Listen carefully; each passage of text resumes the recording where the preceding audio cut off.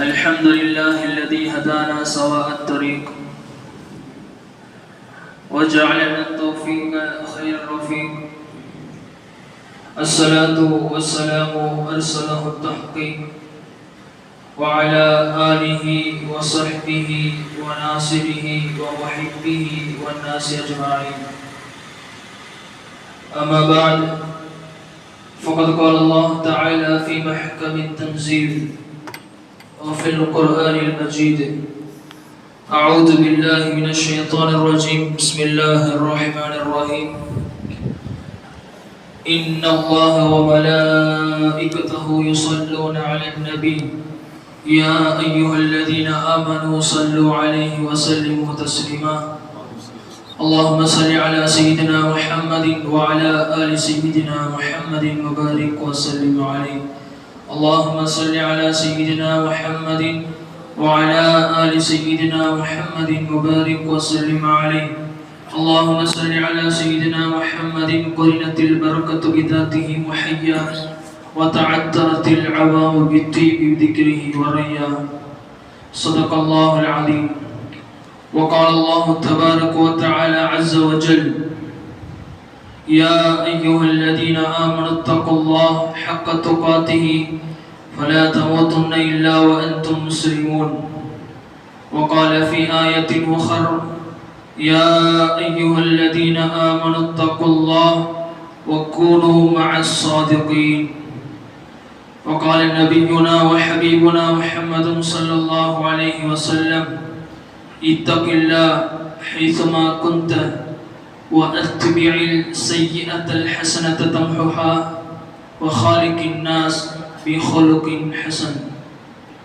صدق الله العلي العظيم وصدق رسوله النبي الكريم ونحن على ذلك من الشاهدين والشاكرين والحمد لله رب العالمين. அளவிலா கருணை இணை இல்லாத கிருபையுடைய ஏக இறைவனின் தூய திருநாமத்தை போற்றி புகழ்ந்தவனாக, சாந்தியும் சமாதானமும் இரண்டு உலகத்திற்கும் அருட்கொடையாக அனுப்பப்பட்ட இதயவேந்தர், சத்திய தூதர், சன்மார்க்க போதகர், சர்காரி ஆலம் சாந்த நபி ஸல்லல்லாஹு அலைஹி வஸல்லம் அவர்களின் மீதும் அவர்களின் அடிச்சுவற்றினை அப்படியே பின்பற்றி வாழ்ந்து மறைந்த உத்தம சத்திய சஹாபாக்கள், தாபிஈன்கள், தபஅ தாபிஈன்கள், மார்க்க அறிஞர்கள், குறிப்பாக ஜும்ஆவுடைய பரக்கத்தான மஜ்லிஸிலே அமர்ந்திருக்கக்கூடிய இன்னும் இந்த மஜ்லிஸிற்கு வரவிருக்கின்ற நம் அனைவர்களின் மீதும் வல்ல ரஹ்மானுடைய வற்றாத பெருங்கருணை என்றென்றும் குன்றாமல் நின்று நிலவற்றமாக என்று இரு கரமேந்தி பிரார்த்தித்தவனாக எனது வார்த்தைகளை துவங்குகின்றேன். சங்கைக்கும் மிகுந்த மரியாதைக்கும் உரித்தான அல்லாஹ்வின் நல்லடியார்களே, ரப்புல் ஆலமீன் பரந்து விரிந்த தேசத்தில் பல்வேறு விதமான படைப்பினங்களை, மஹ்லூகாத்துகளை படைத்திருக்கின்றான். அந்த மஹ்லூகாத்துகளில் விலங்கினங்கள் என்ற சில பிரிவினர்களையும் மனிதர்கள் என்ற பிரிவுகளையும் ரப்புல் ஆலமீன் படைத்து பல்வேறு விதமான நிஅமத்துக்களை வாரி இறைத்திருக்கின்றான். விலங்கினங்களுக்கு 5 அறிவை கொடுத்து படைத்த ரப்புல் ஆலமீன் மனித சமூகத்திற்கு 6ஆம் அறிவு என்ற பகுத்தறிவை கொடுத்து ரப்புல் ஆலமீன் செம்மைப்படுத்தியுள்ளான். குர்ஆன் கூறுகிறது: வலகத் கர்ரம்னா பனி ஆதம். ஆதமுடைய மக்களை, இந்த மனித சமூகத்தை நாம் சங்கையானவர்களாக நாம் ஆக்கியிருக்கிறோம் என்ற திருக்குர்ஆனுடைய வசனம் நமக்கு தெள்ளத் தெளிவாக எடுத்து கூறுகிறது. ஒரு மனிதன் அடியானுக்கும் அல்லாஹ்விற்கும் தொடர்பை எப்படி ஏற்படுத்திக் கொள்ள வேண்டும் என்று சொன்னால், அமல்களின் மூலமாகத்தான் அல்லாஹ்வுடைய லிகாவை, அல்லாஹ்வுடைய ரிதாவை நம்மால் அடைய முடியும். அந்த அமல்கள் எப்படி இருக்க வேண்டும் என்ற சில செய்திகளை உங்களோடு இறைவன் நாடினால் பரிமாறிக்கொள்ள ஆசைப்படுகின்றோம். ஒரு மனிதன் தக்வாவோடு ஒரு அமலை செய்வதற்கும்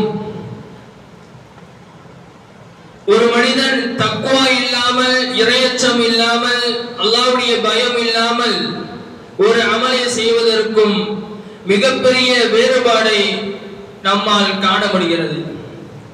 உதாரணத்திற்கு, ஒரு மனிதர் 20 ரக்காத்துகளை தொடர்ந்து தொழுது கொண்டே இருக்கிறார். முதலாவது ரக்காத்திலே என்ன சூரா ஓதினோம், இரண்டாவது ரக்காத்திலே என்ன சூரா ஓதினோம் என்ற அந்த யோசனை இல்லாமல் ஒருவர் 20 ரக்காத்தை தொழுது முடிக்கிறார். அதே வேளையில் 2 ரக்காத்துகளை ஒரு மனிதர் ஹுஷூவோடு, அல்லாஹ் என்னை பார்க்கிறான், நான் அவருடைய சன்னிதானத்திலே நிற்கிறேன் என்ற உயர்ந்த இஹ்லாஸான தூய எண்ணத்தோடு ஒரு மனிதர் தொழுகிறார். இந்த 20 ரக்காத் தொழுத அந்த மனிதரை விட தூய 2 ரக்காத்துகளை அல்லாஹ்வுடைய பயத்தோடு தொழுதாரே, இந்த 2 ரக்காத் மிகப்பெரிய நன்மையை பெற்று தருகிறது. தக்வாவை பற்றி ரப்பல் ஆலமீன் சுமார் 278 இடங்களிலே குர்ஆனிலே பேசுகின்றான். அதிலே 70 இடங்களில் அல்லாஹ்வை பயந்து வாழுங்கள், இத்தகுல்லாஹ், அல்லாஹ்வை பயந்து வாழுங்கள் என்ற செய்தியை மீண்டும் மீண்டும் அல்லாஹ் தஆலா பதிவு செய்து கொண்டே இருக்கின்றான். அதிலே சூரத்துல் பக்ராவுடைய ஆரம்பத்திலே கூட அல்லாஹ் தஆலா அழகாக குறிப்பிட்டு காட்டுவான். அலிஃப் லாம் மீம் ஸாலிகல் கிதாபு லா ரைப ஃபீஹி ஹுதல் லில் முத்தகீன். இந்த வேதம் என்பது சந்தேகமில்லாத வேதம். இது இந்த உலகத்தார்களுக்கு உண்மையை உரைக்கக்கூடிய வேதம். இந்த வேதம் யாருக்கு நேர்வழி காட்டும்? முத்தகீன்களுக்கு மாத்திரம்தான் இந்த வேதம் என்பது நேர்வழியை காட்டக்கூடியதாக இருக்கின்றது என்பதை அல்லாஹ் தஆலா அழகாக குறிப்பிட்டு காட்டுகின்றார். முத்தகீனுக்கு தஃப்சீர் ஜலாலையிலே இமாம் சுயூத்தி ரஹ்மத்துல்லாஹி அலைஹி அவர்கள் அழகாக விளக்கத்தை கூறுவார்கள். இம்திசாலில் அவாமிரி, நல்ல விஷயங்களை எடுத்து நடப்பது, ஏவல்களுக்கு கட்டுப்படுவது, வஜித்னாபி நவாஹிஹா, இறைவன் தடுத்த விஷயங்களை விட்டும் நம்மை தற்காத்துக் கொள்வது, தடுத்துக் கொள்வது என்ற அழகான விளக்கத்தை இமாம் சுயூத்தி ரஹ்மத்துல்லாஹி அலைஹி அவர்கள் அழகாக குறிப்பிட்டு காட்டுவார்கள். தக்வாவை பல்வேறு விதமான விஷயங்களுக்கு ஒப்புப்படுத்தி நாம் பேசினாலும் தக்வா என்பது அது உள்ளத்தை சார்ந்தது. ஏன் நபி ஸல்லல்லாஹு அலைஹி வஸல்லம் அவர்கள் ஹதீஸிலே அழகாக குறிப்பிட்டு காட்டுவார்கள். லா யன்துரு சூரிக்கும் இலா அம்வாலிக்கும், ரப்பல் ஆலமீன் உங்களுடைய தோற்றங்களையோ உங்களுடைய பொருள்களையோ பார்ப்பது இல்லை. வலாக்கின் யன்துரு இலா குலூபிக்கும், ரப்பல் ஆலமீன் உங்களுடைய உள்ளத்தை தான் பார்க்கிறான் என்ற செய்தியை அன்னலம் பெருமானார் ஸல்லல்லாஹு அலைஹி வஸல்லம் அவர்கள் அழகாக குறிப்பிட்டு காட்டுவார்கள். இதுபோன்ற பல்வேறு விதமான விஷயங்களை ரப்பல் ஆலமீன் நமக்கு தெளிவுபடுத்திக் கொண்டே இருக்கின்றார். ஒரு 3 விஷயங்களை தன்னுடைய அடியார்களிடமிருந்து அல்லாஹ் தஆலா எதிர்பார்க்கின்றான். ஒன்று, அல்லாஹ்வை மதிக்கும் விஷயத்தில் உண்மையாக நடந்து கொள்ள வேண்டும். அப்படி என்றால் என்ன? அவன் விதித்த கட்டளைக்கு கட்டுப்படுவது, அவனுடைய செயல்பாடுகளுக்கு நாம் முழுமையாக உறுதுணையாக இருப்பது, அல்லாஹ் எதை செய்ய சொன்னானோ அதை செய்வது, அதை அல்லாஹ் எதை தடுத்து வாழச் சொன்னானோ அதை முழுமையாக தவிர்த்து வாழ்வது. இது போன்ற பல்வேறு விதமான விஷயங்களை ரப்பல் ஆலமீன் நபி ஸல்லல்லாஹு அலைஹி வஸல்லம் அவர்களின் மூலமாக நமக்கு சொல்லி காட்டுகின்றார். அல்லாஹ்வை மதிக்கும் விஷயத்திலே ஒரு மனிதன் உண்மையாக நடந்து கொள்ள வேண்டும். அதற்கு குர்ஆன் கூறுகிறது, வமா கதருல்லாஹ் ஹக்க கத்ரிஹி, அவனுக்கு எந்த விஷயத்திலே மதிப்பு கொடுத்து நாம் வாழ வேண்டுமோ அந்த விஷயத்திலே நாம் மதிப்பு கொடுத்து வாழ வேண்டும். இரண்டாவதாக குர்ஆன் கூறுகிறது, அவனுக்கு தியாகம் அர்ப்பணம் செய்யும் விஷயத்திலே உண்மையாக நடந்து கொள்ள வேண்டும். தன்னுடைய செயல்களிலே, தன்னுடைய எல்லா விதமான சூழ்நிலைகளிலும் சஹாபா பெருமக்கள் அல்லாஹ்விற்காக தியாகம் செய்து வாழ்ந்தார்கள். வஜாஹிது ஃபில்லாஹி ஹக்க ஜிஹாதிஹி. அல்லாஹ் கூறுகின்றான், எந்த விஷயத்திலே எப்படி அல்லாஹ்விடத்திலே போர் செய்தால் அவருடைய நெருக்கத்தை பெற முடியுமோ அந்த விதத்திலே அவனிடம் நாம் போர் புரிய வேண்டும். மூன்றாவதாக ரப்பல் ஆலமீன் ஒரு அடியானிடமிருந்து எதிர்பார்ப்பது அவனை பயந்து வாழும் விஷயத்திலே அவனை நாம் முழுமையாக பயந்து வாழ வேண்டும். ஒரு சஹாபி வருகிறார், யா ரசூலுல்லாஹ் துல்லனி அலா அமலின் இதா அமிலத்துஹு ஃபத்ஹுலில் ஜன்னah. ஒரு சஹாபி வந்து, யா ரசூலுல்லாஹ் எனக்கு ஒரு அமலை கற்றுத் தாருங்கள், அந்த அமலை நான் செய்துவிட்டால் நான் சோடத்திற்கு சென்று விடுவேனே, அப்படிப்பட்ட ஒரு சிறந்த அமலை எனக்கு கற்றுத்தாருங்கள் என்று கேட்க அண்ணல் பெருமானார் ஸல்லல்லாஹு அலைஹி வஸல்லம் அவர்கள் அந்த ஹதீஸுடைய தொடரிலே 7 விஷயங்களை குறிப்பிட்டு காட்டுகிறார்கள். அதிலே 2 விஷயம், தஅபுதுல்லாஹ லா துஷ்ரிகு பிஹி ஷைஆ. அல்லாஹ்வை எந்த கடவுளோடும் நீ இணை வைக்காமல் அல்லாஹ் மாத்திரம்தான் இறைவன் என்ற ஓரிரை கொள்கையை ஓங்கி பிடித்து நீ வாழ வேண்டும். அல்லாஹ் எப்படி வாழ சொன்னானோ அப்படி வாழ வேண்டும் என்ற முதலாவது செய்தியை அந்த சஹாபிக்கு கற்றுத் தருகிறார்கள். இரண்டாவதாக வதுகீமஸ் ஸலாத்தல் மக்தூபா, கடமையாக்கப்பட்ட தொழுகைகளை நீ சரியான முறையிலே நிறைவேற்ற வேண்டும்.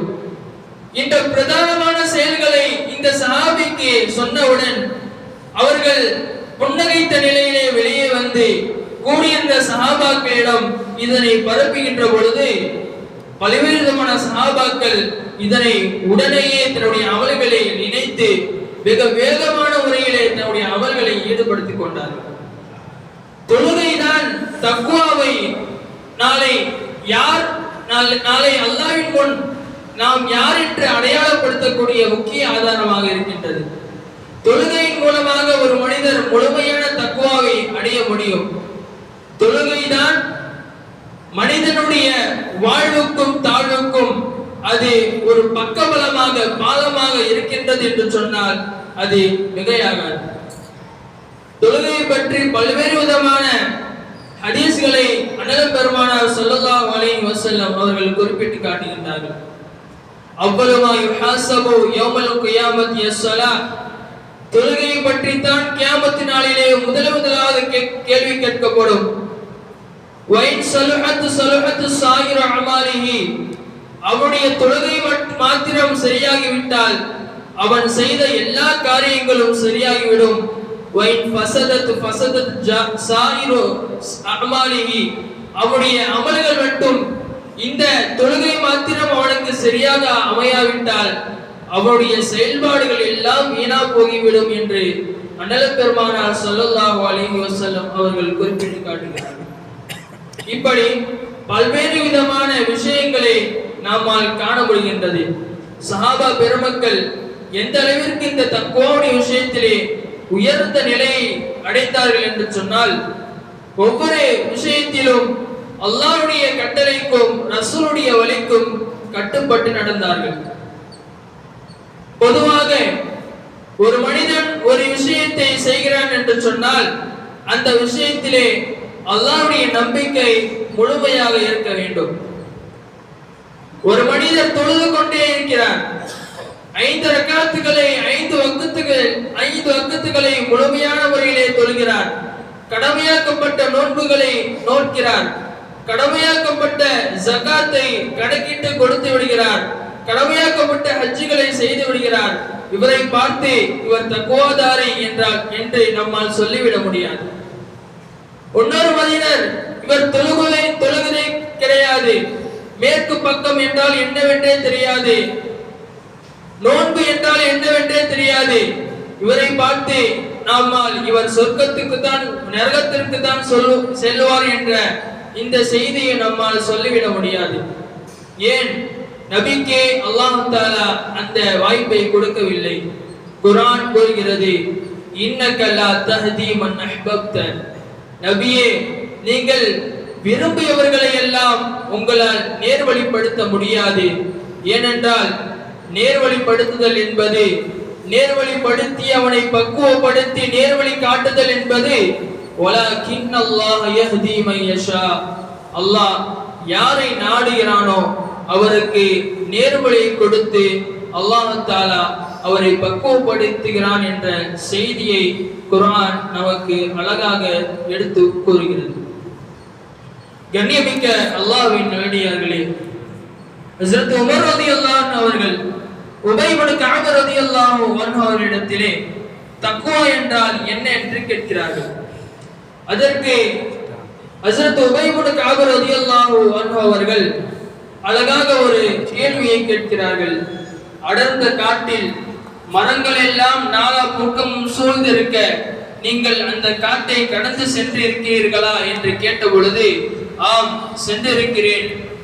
அதற்கு உமர் ரலியல்லாஹு அன்ஹு அவர்கள் எப்படி கடந்து சென்றீர்கள் என்று கேட்டார்கள். அதற்கு உபை இப்னு கஅப் ரலியல்லாஹு அன்ஹு அவர்கள் அடர்ந்த காட்டில் என்னுடைய உடையிலோ எந்த விதமான சேதமும் ஏற்படாமல் நான் பக்குவமான முறையிலே அந்த காட்டை கடந்து செல்வேன் என்று பதிலளித்தார்கள். அப்படித்தான் இறையச்சம் என்று பதில் கூறினார்கள். வாழ்க்கையில் நாலா பக்கமும் சூழ்நிலைகள் சூழ்ந்திருக்க எல்லா விஷயங்களுக்கும் நமக்கு நெருக்கடியான இருக்கும் சமயத்திலும் கூட நாம் முழுமையான தக்வாவோடு எந்த விஷயத்தை செய்தாலும் நாம் முழுமையான தக்வாவோடு செய்ய வேண்டும். அப்பொழுதுதான் நாம் செய்யக்கூடிய அமல்களுக்கு இறைவனிடத்திலே இரட்டிப்பான நன்மைகளை பெற்று தரும். கண்ணியமிக்க அல்லாஹ்வின் நல்லடியார்களே, நாம் செய்யக்கூடிய செயல்கள் அனைத்துமே அல்லாஹ்விற்காக இருக்க வேண்டும். அண்ணல் பெருமானார் ஸல்லல்லாஹு அலைஹி வஸல்லம் அவர்கள் ஹதீஸிலே அதிகமான முறையிலே குறிப்பிட்டு காட்டுவார்கள்.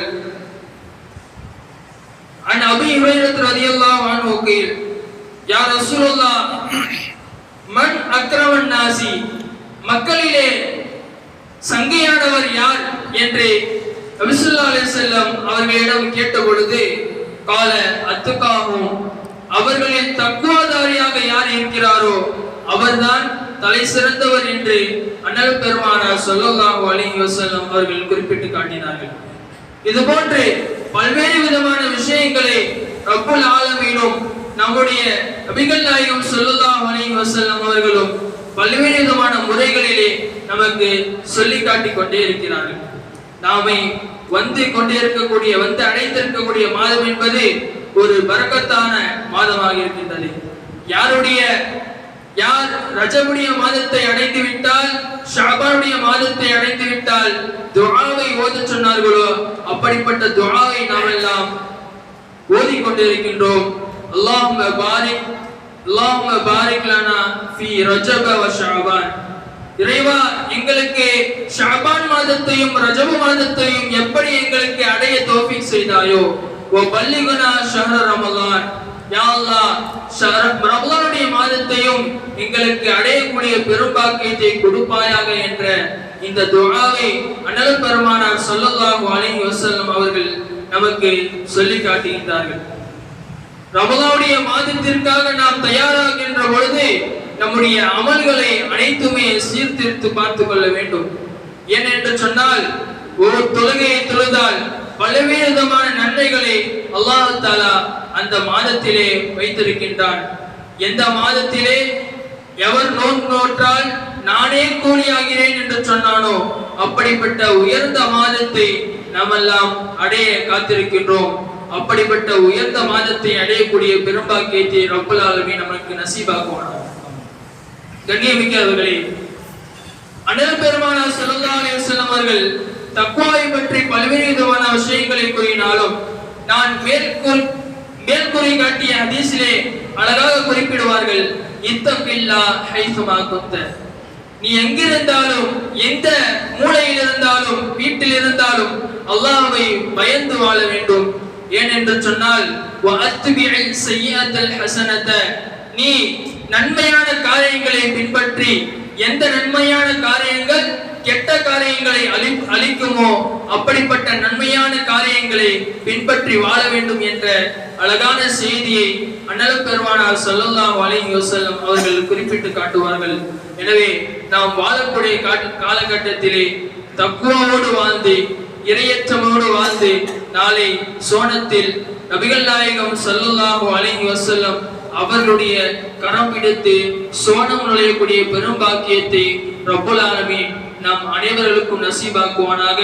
வரவிருக்கக்கூடிய ரமலான் மாதத்தை அடைந்து அதிலே அண்ணல் பெருமானார் ஸல்லல்லாஹு அலைஹி வஸல்லம் அவர்கள் எதை செய்ய சொன்னார்களோ அப்படிப்பட்ட செயல்களை செய்து இறைவனுடைய பொருத்தத்தை பெற்றக்கூடிய நல்மக்களாக அல்லாஹ் தஆலா நம் அனைவர்களையும் ஆக்கி அருள் புரிவானாக. இங்கு எப்படி அல்லாஹ் தஆலா ஒன்று கூட்டினானோ நாளை சோனத்தில் ஜன்னத்துல் ஃபிர்தௌஸ் என்னும் உயர்ந்த சோனத்தில் அண்ணல் பெருமானார் ஸல்லல்லாஹு அலைஹி வஸல்லம் அவர்களோடு கரம் பிடித்து நுழையக்கூடிய பெரும் பாக்கியத்தை ரப்புல் ஆலமீன் நம் அனைவருக்கும் நசீபாக்குவானாக என்று இருகரம் ஏந்தி பிரார்த்தித்தவனாக எனது வார்த்தைகளை நிறைவு செய்து விடைபெறுகிறேன். வ ஆகிரு தஅவானா அனில் ஹம்துலில்லாஹி ரப்பில் ஆலமீன். அஸ்ஸலாமு அலைக்கும் வ ரஹ்மத்துல்லாஹி வ பரகாத்துஹு.